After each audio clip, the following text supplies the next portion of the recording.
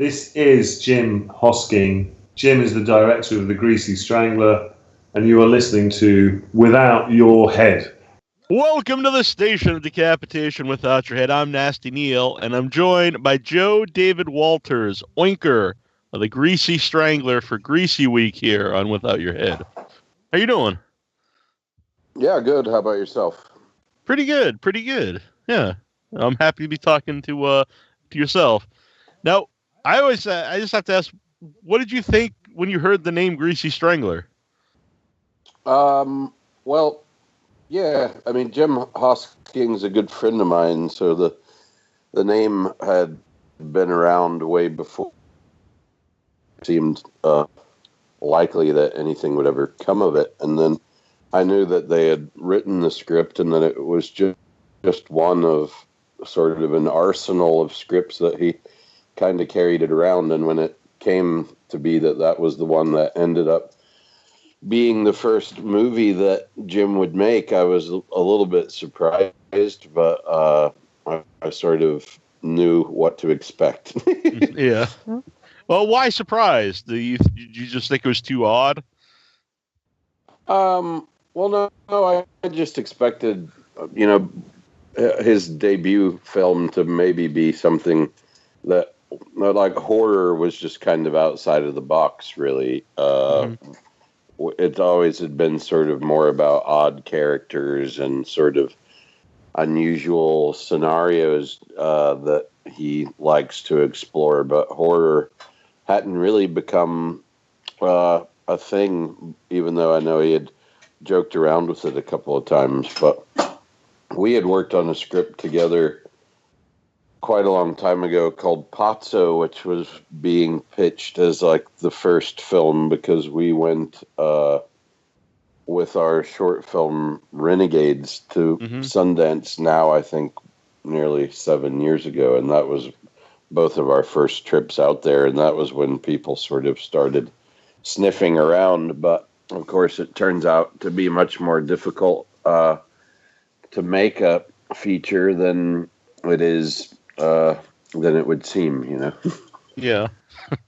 Yeah, so I've been watching his shorts because I love the Greasy Strangler so much. And I just, all of them are great. They all have the same kind of weird sense of humor. And like you said, odd characters. Everyone looks interesting and everything looks cool, too, the films themselves. So how long have you known Jim? I guess nearly 10 or 12 years now. I met Jim when he first moved to Los Angeles. I was living there at the time, and he was directing commercials. And so I met him on a job, and we sort of realized we had similar tastes in music and a sense of humor. And so we just started going out and drinking and goofing around. And so then I ended up being in a number of his commercials, and the majority of the cast of The Greasy Strangler and the shorts have all also been in Jim Hosking's commercials. So when he was going to move from Los Angeles back to London, he wanted to make something as sort of like a memento. And so we called in a lot of favors, and we put together Renegades, which was shot on 35 millimeter, and it's the same cinematographer. It's a lot of the same people. I mean, the same wardrobe, same everything. It was just this sort of family that he had made while he was there. And so we made that with really no expectations of anything happening with it. And then it miraculously got accepted into Sundance, and we went out there for it. And the reaction was quite exciting. You know, people's reactions varied from like disgusted and saying that it was horrible to other people saying that it's changing the face of cinema. You know, so I think Jim just has a very unique voice and vision. And, it was just sort of a project of love, and to just sort of be able to not have to play to anyone's expectations was a real gift on Renegades, and I think something that's carried through in his other work. Mm-hmm. How different was Sundance when you're there with the short as compared to being there with a feature? Well, we had a lot of fun that first time, and the festival itself was smaller, you know. And at this point now, there's people that just go out there to party that don't even go to movies, and it's almost a bit like the South by Southwest Music Festival or something. Like, it's just this excuse for people to get wasted. But our calendar was a lot less busy, and we weren't trying to sell a film, and so yeah, we had a lot more time to sort of drink and meet people and socialize. You know, the magic of Sundance is that you end up with a lot of creative people and actors, directors, you know, all facets of the industry that are effectively trapped in this small, you know, snow logged town. So you end up, there's only so many places to eat or so many places to drink, and so you end up meeting a bunch of people that you never really thought you'd meet, and you're all there as equals because you're all, you know, have something in the festival. So, and that being our first experience of it was a great time. But this last time, Jim in particular was super busy, not only, you know, trying to sell this movie, but setting up meetings for the second film that he just wrapped on. And yeah, but it was a good time. The Greasy house was quite an experience. The house itself, you mean, or the yeah, we had Spectre Vision had rented a house there that was, you know, like 7 bedrooms or something. So Michael and Sky and Elizabeth and I and Elijah and a couple of the producers were all in this same joint. So yeah, it was a baptism by fire. What's Elijah like? Because I think I always thought about the show. I think it's really cool. It's someone who could just, you know, make like mainstream big movies and you know, have a great career. That he helps out, like you know, produce a lot of strange underground kind of independent stuff.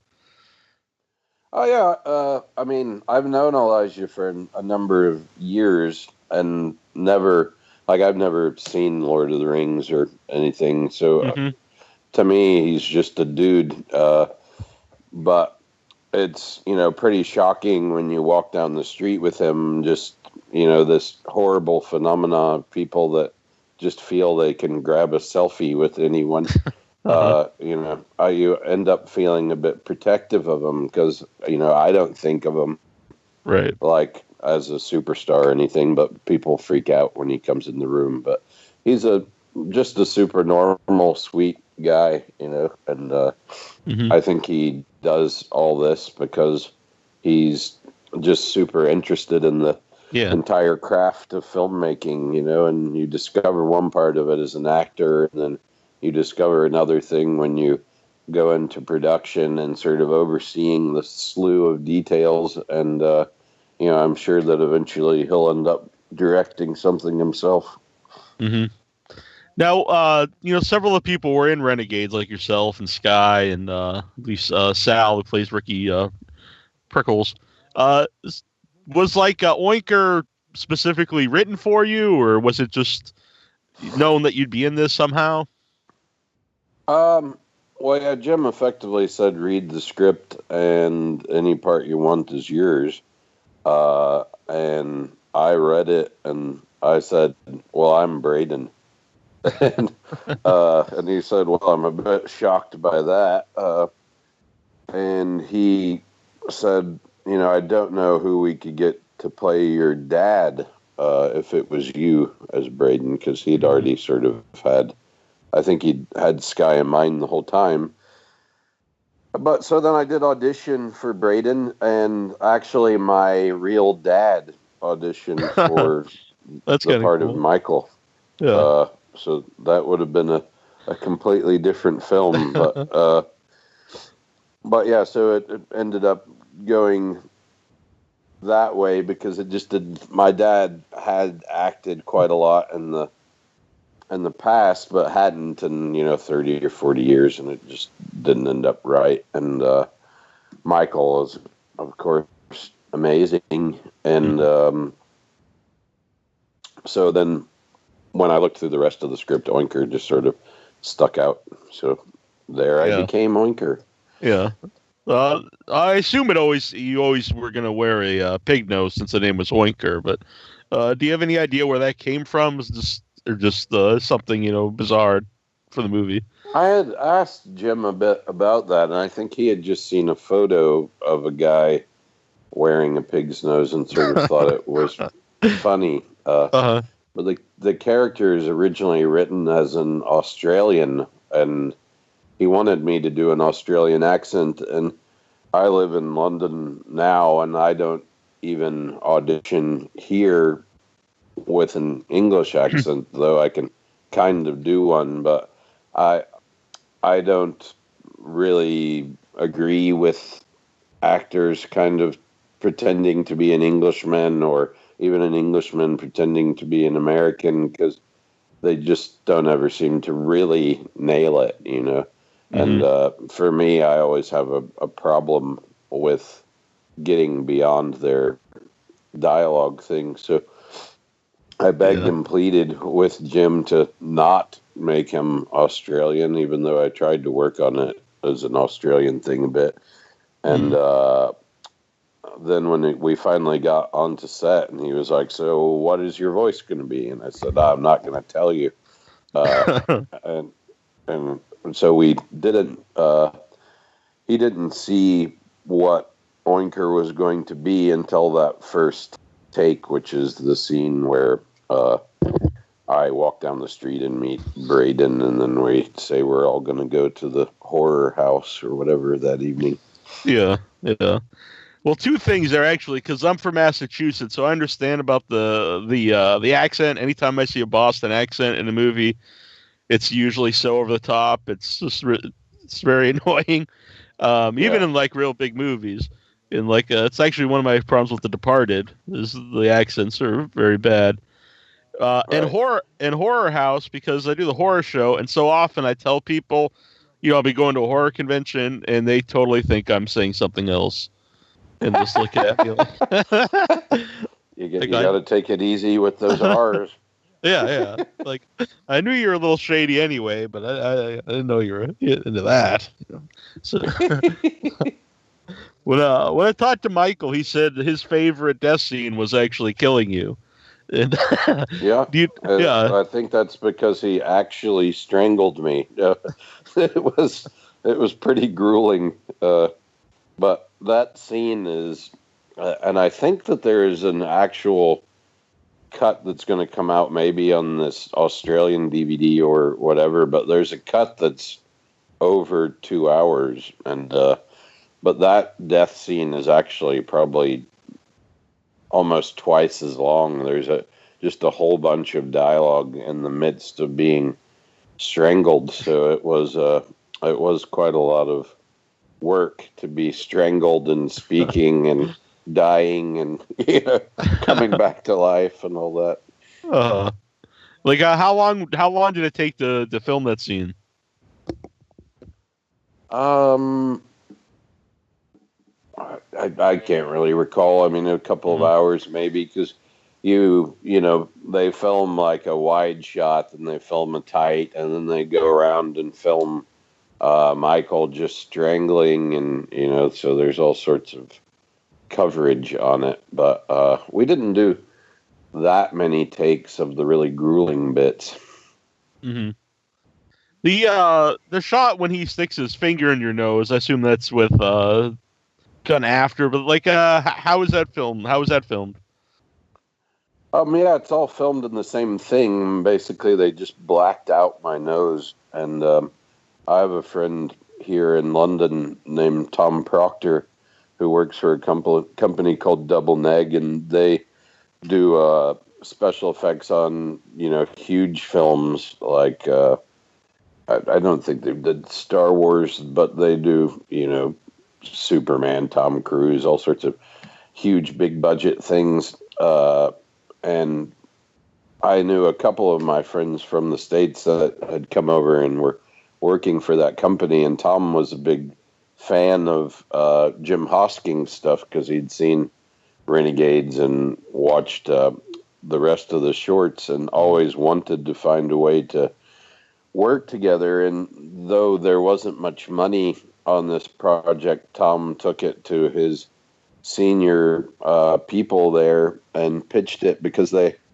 company has an initiative to help out small local things, probably as a tax write-off. But so Tom took it as a project that they sort of did in downtime, and so the majority of those special effects, which are sort of purposefully cartoony looking, are actually done by an industry leader, sort of a special effects company, and Tom specifically oversaw like how they were sort of executed. And I was sent a short clip of just the finger going in the nose before I had seen anything, and I was pretty amazed at what they were able to pull off there. Yeah, definitely. Did you get to keep any of the wardrobe? I don't know if you'd want to or not, but I have the nose. Oh, all right.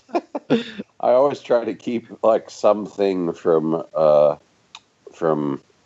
each little job I do, and so the nose specifically, since it was rather uncomfortable and just glued to my face, became my my souvenir of this one. Mm-hmm. Was that harder to get on or off? I would assume it's forced to take off since it's glued to your nose. Yeah, I mean, it would sort of fall off on its own accord. Oh, all right. But it was definitely not a super bespoke item. It's kind of like practically paper mache and cardboard, Mm-hmm. I know Sky and Michael mentioned it wasn't fun getting prosthetics glued on, but theirs were in a different area.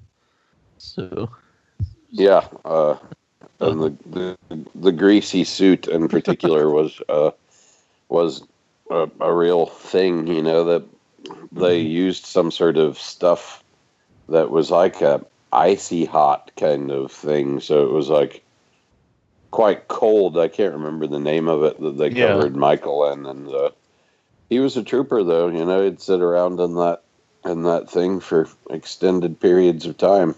Mm-hmm. Did you ever see the movie Cat Ballou? Because actually, that's what I thought about even though it's not a pig nose, but that's when I thought about when I saw a man with a pig nose. No, I haven't seen it. Oh, well, one of it's a really old musical western, which I always liked when I was a kid. But one of the characters has a metal nose. And, right. Because he had his nose bitten off. Yeah. Do you have any Did you think of any backstory to yourself why you were missing a nose?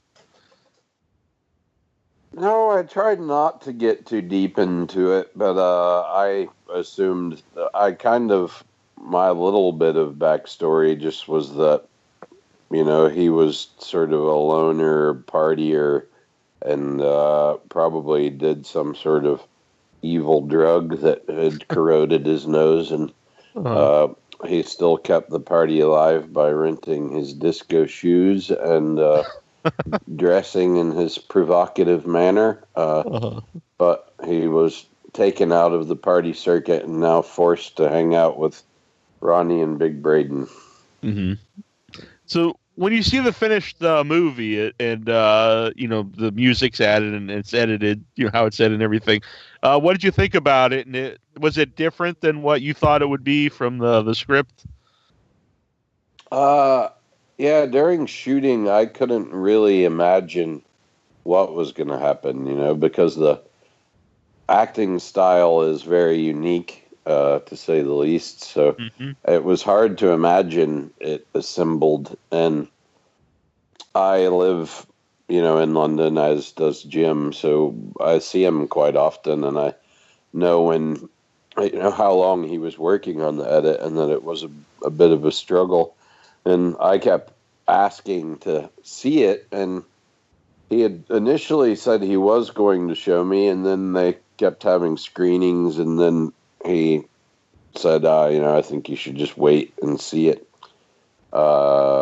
in front of an audience. And when we went to Sundance and the premiere, at midnight that first night, it was pretty shocking. I think everyone in the cast, we were all sat together, and I didn't know what to think. I was just disoriented. I walked out of it, and I mean, a lot of people walked out of the theater that first night, and the Q&A session, which I think there's video of somewhere, like, Michael and Sky just don't know what to say. And then somebody asked me outside what I felt like, and I said, it felt a bit like a public execution of my friends and family. And then we got into a car, Sky and Michael and Elizabeth, and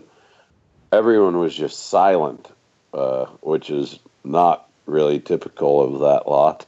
And we got back to the house, and Elijah was outside, like, checking sort of social media, and Michael was just like having some sort of body issues, like, oh my God, I didn't know I looked like that. And, right, yeah. And then everybody just sort of retreated to their rooms and didn't really talk about it. And then when we woke up in the morning, the Jordan Hoffman review and the Guardian had come out, and it was, glowing and saying great things. And then more reviews came out, and they were on the whole pretty positive. And then the next day was quite exciting, I guess, because we had a whole lot of press to do, and now the sort of pressure of not knowing what the film was like was gone. Mm-hmm. So, and there was an excitement around, and the pink beanies were everywhere, and which I love. Sort of took momentum and got a little life of its own. And then the next screening that night was just a lot more fun, because we knew what to expect. And then you could kind of enjoy it. The first time watching it, you're just kind of like, what have I got myself into? Right. So I just know I absolutely love the movie. That's why I'm doing this here in the show. It's just so unique, so original, like really like not like any other movie I've ever seen before, and it made me laugh the whole movie. But I know people I've told to watch it, I get one of two different reactions: is they love it just like me, or it's like, what is wrong with you, and I couldn't finish it. But there's nobody who's like, it's okay. It's either very, very huge praise or hatred, I guess. Yeah. Yeah, I mean, in England, they have a thing called the Marmite effect. You either love it or hate it. And I think that's sort of the case of the film. It's a bit polarizing, but people who are interested in cinema can tell that it's, a unique statement, at least, and that it's beautifully executed.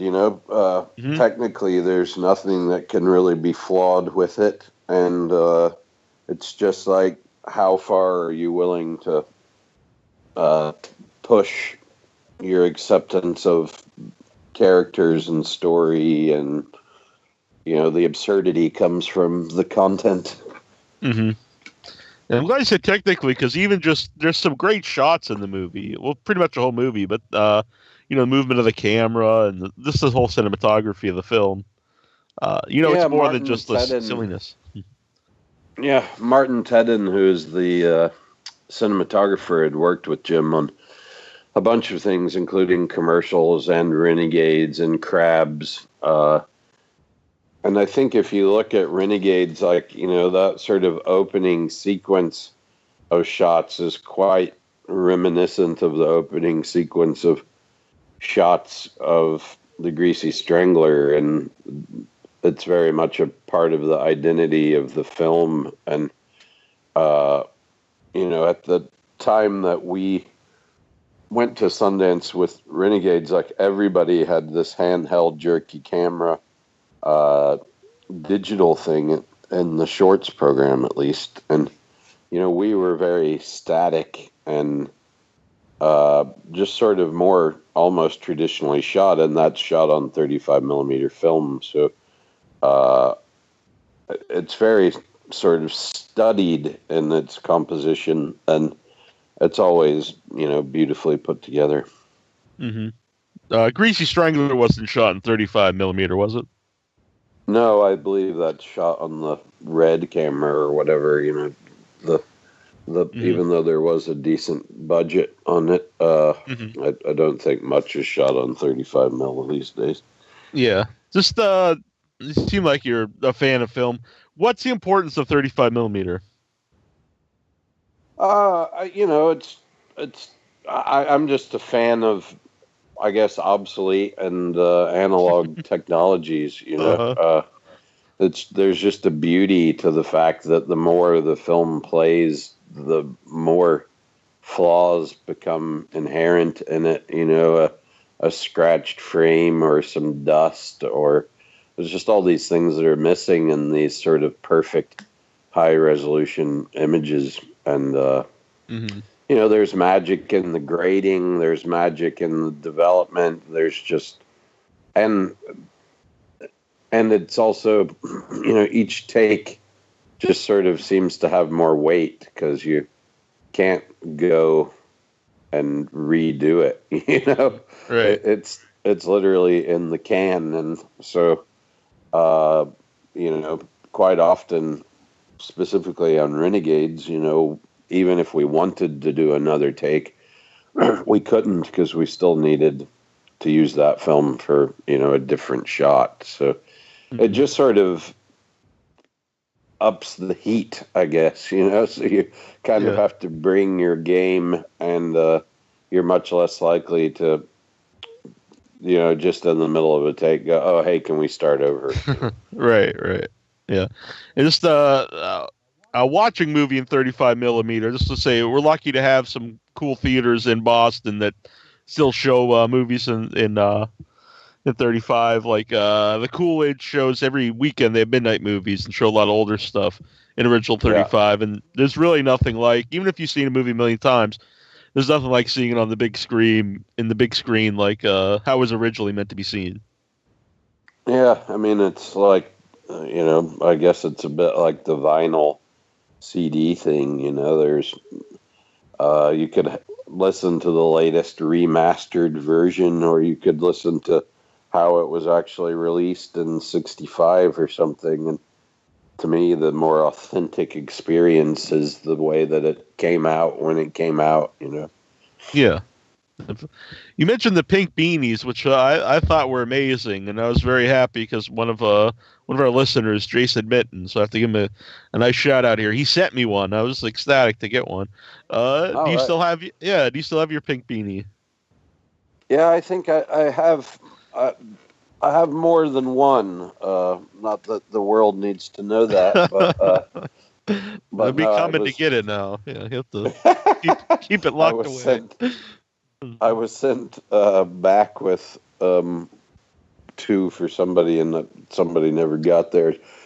But yeah, it was the first day that we were at Sundance. We were walking down the street, and Tim Alamo, from the Alamo Draft House, who was a producer on the film, was walking towards us in this pink beanie, and I saw that it said Greasy, and we said, I was walking with Michael, and we said Greasy to him, and he just sort of looked at us funny, and I don't know if he didn't realize who we were or whatever, but later when we got back to the house, we saw that they were everywhere, and and yeah, Michael and Sky never took it off of their head the rest of the time they were there. I think I never really put it on. I'm just not much of a beanie dude. I don't know. It's pretty sweet, but Yeah, I guess I see I see pictures. It seems like you're more of a cowboy hat man. From yeah, I just like good hats. So yeah. yeah, so yeah, pink beanies are very it's kind of a niche thing, I suppose. Yeah, So it's a statement piece. exactly. How did you end It up? was amazing to see. It was amazing to see the pink beanies put to usage in that women's march or whatever, Yeah. when everyone had their pink hats on. Yeah, it's a little different, but yeah. What made you end up in London? How did you end up there? I'd been in LA for nearly 15 years and came to London a couple times just to visit, and then just dug it, and I was looking for a different sort of thing. I got kind of burnt out in LA, and yeah, so just came and moved here on sort of a whim, and have now ended up being here almost 6 years. No, very cool. So, what are the things do you have in the works? What are the projects? I've just done some like small stuff. I'm in a remake of this movie of the Steve McQueen, Dustin Hoffman film called Papillon. Yeah, Which, yeah. Go on. Which Charlie Hunnam and Rami Malek are in. And I was in this other movie called Brimstone, which is like a Western sort of extended thing, which shot in Germany with Dakota Fanning and some other people that I don't remember. I'm not good with names so much. But yeah, that's about it. Yeah, because I saw Papillon was on your IMDb page, and that's like my favorite Steve McQueen movie, actually. And so it was, Right. yeah, I didn't realize they were remaking it until I noticed it was on your page. Uh, is that already been filmed or is that coming up? Yeah, we shot that in Serbia nearly 6 months ago, so I imagine they wrapped on it probably 4 or 5 months ago now. And it's a bit more of a true retelling of the novel, if you've ever read the book. So it's a little less of the McQueen sort of vehicle. And yeah, it's all sort of beautifully shot, very period piece. And so yeah, I'm excited to see it myself. I love the original, and the McQueen's sort of untouchable in my eyes. I agree. And if on the Blu-ray, there's a really great special in the original movie where it's the real guy. He goes back to the prison, like with the island where the prison used to be, and he just kind of revisits it. You know, it's no longer prison, but still, just wild to see him walking around, and it's obviously very emotional to him. Yeah. Does he go to the cliff that he supposedly jumped off? No, no, they don't. They don't go to that island. They go to the one where there was the actual regular prison. Yeah. Oh, right. Yeah, but still pretty cool. Yeah. Well, what made you get into acting? What made you decide you want to be an actor? Well, I grew up in Texas, and down there, well, I was a child actor, and then in high school they have quite a program of going to drama tournaments, and I got involved in that because it was a great way to have a 4-day school week, because on Fridays we'd get on a tour bus and go somewhere in Texas to another high school to compete in these sort of drama battles to the death. And I we were quite a successful school called Gregory Portland, and through that I ended up getting a scholarship to the University of Texas, but that was tied to getting a degree in drama. So I had an acting degree, applied for jobs, and people just kind of laugh at you for getting a Bachelor of Fine Arts in drama because it's not really a practical skill in life.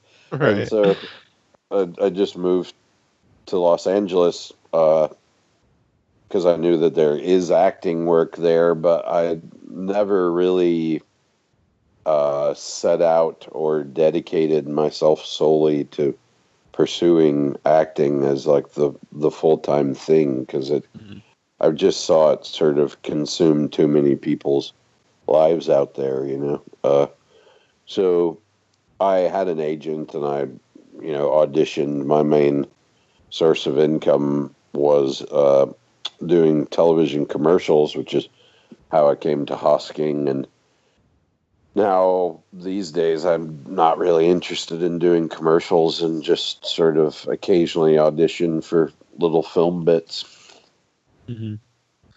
Now, you mentioned you were surprised that he went with a horror movie for Greasy Strangler, which is debatable if I guess it's horror elements. But what kind of movies do you like, and do you like horror movies at all?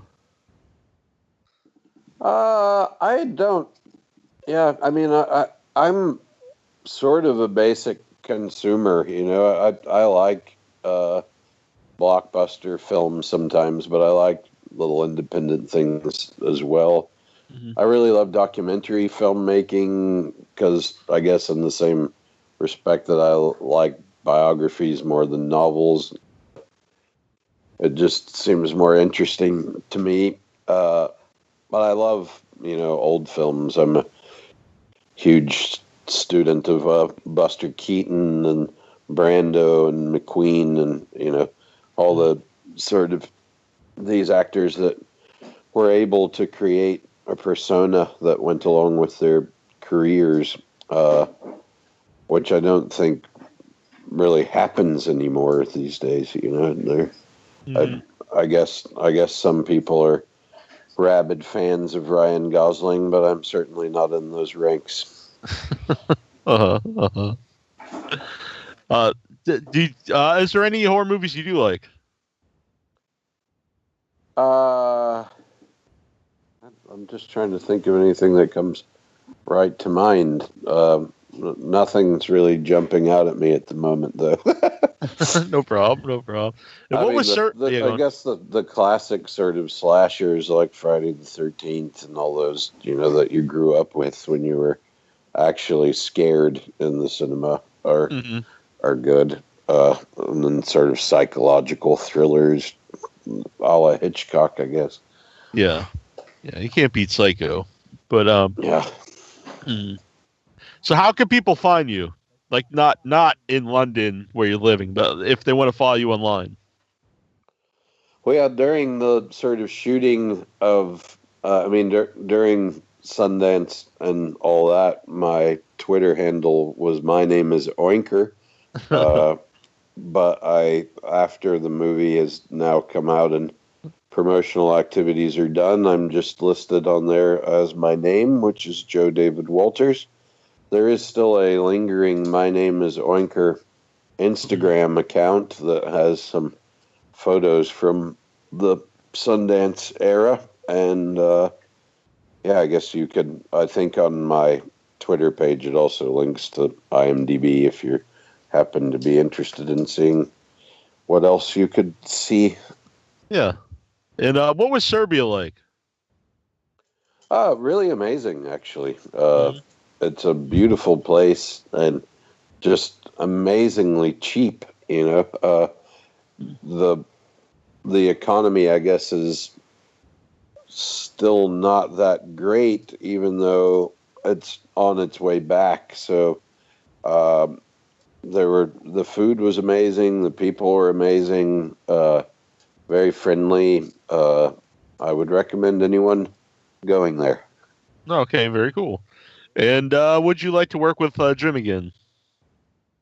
Yeah, I hope to. I just there now seems to be, a second phase of his career, and this newer film has sort of more big name people in it, and so he's not really working with the unknown as much. But I'm certain that if the opportunity comes, that we shall embrace it. Yeah. And I did ask what you thought of the finished movie, but what did you think specifically of the music? Because for me, it really adds to the movie.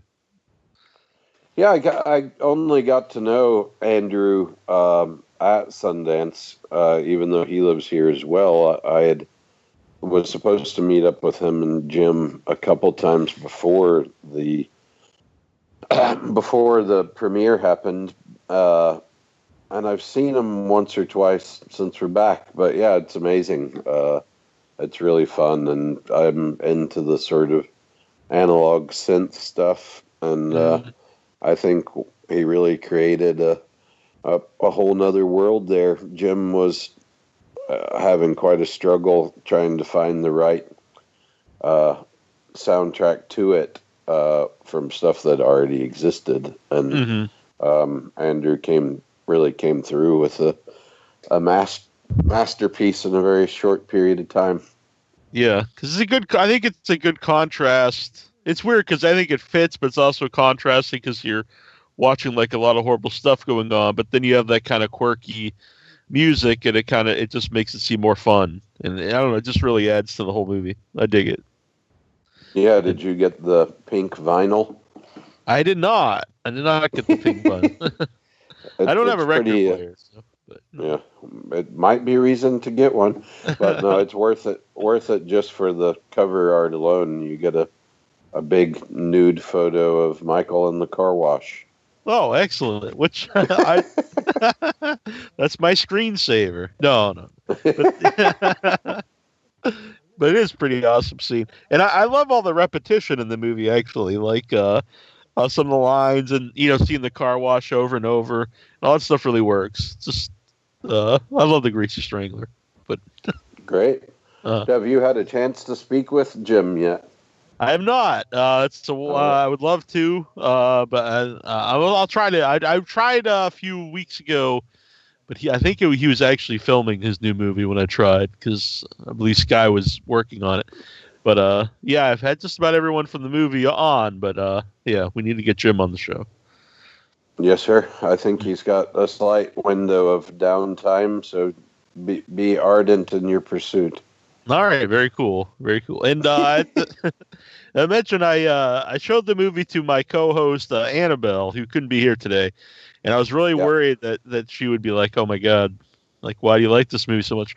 But I recorded us watching it at TerrorCon in Rhode Island in the hotel room, and she loved it just as much as me. So I was very happy about that.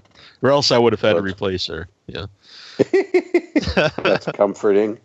Yeah, excellent. Well, I want to thank you for talking to me. All right, thank you. Yeah, it's been great. Thanks. All right, have a good one. You too. This is Sky Elobar, Big Brayden from the Greasy Strangler, and you're listening to Without Your Head.